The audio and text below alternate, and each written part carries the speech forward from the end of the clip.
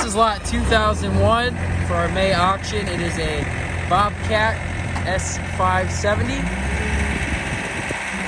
2016. It's got a 60-inch front bucket, cushioned tires,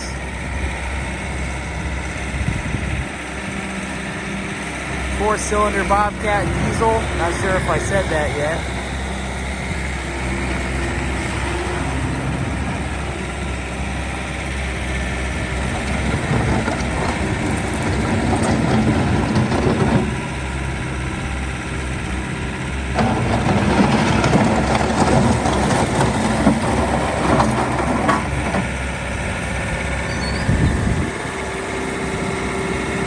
This one has 1,886 hours. 1886 on that hours. 1886.